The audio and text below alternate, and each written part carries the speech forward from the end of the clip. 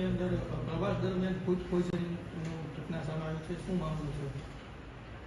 TGES એટલે કે SK Kansagara ટ્રસ્ટની જે શાળા છે એના બાળકોને કંઈક જુનાગઢ શક્કરબાગની અંદર પ્રવાસ અર્થે લઈ ગયા હતા, પહેલા ધોરણના બાળકોને, અને એમાં ફૂડ પોઈઝનિંગ થયું છે એવો એક વાલીનો મેલ અમારા ત્યાં આવેલો છે. અમે એ બાબતે 3 જણની તપાસ ટીમ મૂકી છે.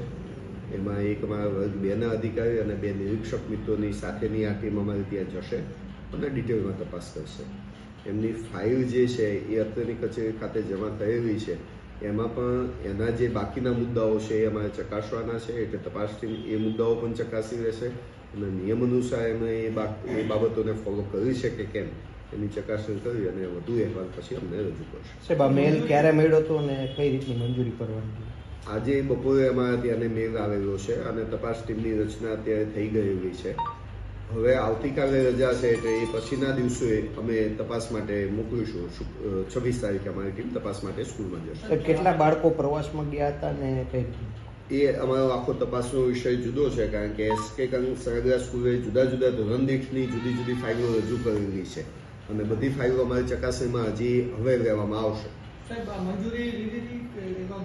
2024નો જે ઠરાવ થયો, 24/10/24નો ઠરાવ, એમાં જ્યારે શાળા જાય છે ત્યારે 15 દિવસ પહેલા એને ખાલી અમારા ત્યાં ફાઇલ જમા કરાવવાની હોય છે. મંજૂરી આપવાની જે બાબત હતી એ મંજૂરી આપવાની બાબત હવે નીકળી ગઈ છે, એટલે લેખિતમાં DO ઓફિસમાંથી કોઈ મંજૂરી આપવામાં આવતી નથી.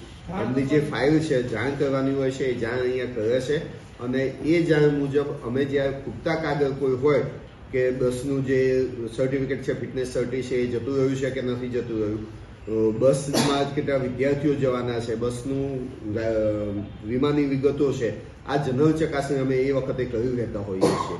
વિદ્યાર્થીની સંખ્યા કરતાં વધુ વિદ્યાર્થી લઈ જાય તો એ જે તે શાળાની જવાબદારી હોય છે અને એની સાથે જમવાનો જે કાર્યક્રમ છે એ પણ શાળાની જવાબદારી ઉપર થતો હોય છે. એટલે એ મુદ્દાઓ પર તે હાલ હું તપાસ વગર કે મારી તપાસ ટીમના અહેવાલ વગર કોઈ પણ બાબત કહી શકીશ નહીં. સામાન્ય રીતે કોઈ પણ મંજૂરી લેવામાં આવે, જમણવાર સ્કૂલ તરફથી કોઈ ઓર્ડર અથવા તો કોઈ અન્ય જગ્યાએ રાખવામાં આવે તો એમાં જવાબદારી કોની રહેતી? શાળાની જ જવાબદારી રહેતી હોય છે. સાહેબ, આમાં કેટલા લોકોને ફૂડ પોઈઝનિંગ, કેટલા બાળકોને છે એવું કંઈ પ્રાથમિક મેલમાં સામે આવ્યું નથી? આવ્યું પ્રાથમિક મેલમાં હજી એવું કંઈ સામે નથી આવ્યું મારી પાસે. અને દાખલ કોઈ વિદ્યાર્થી એવું કંઈ હજી એવી કોઈ જ બાબતો મારી સામે નથી આવી કે શાળાએ સામે આવી અને અમને જાણ કર્યું હોય એવું પણ કંઈ બધું નથી.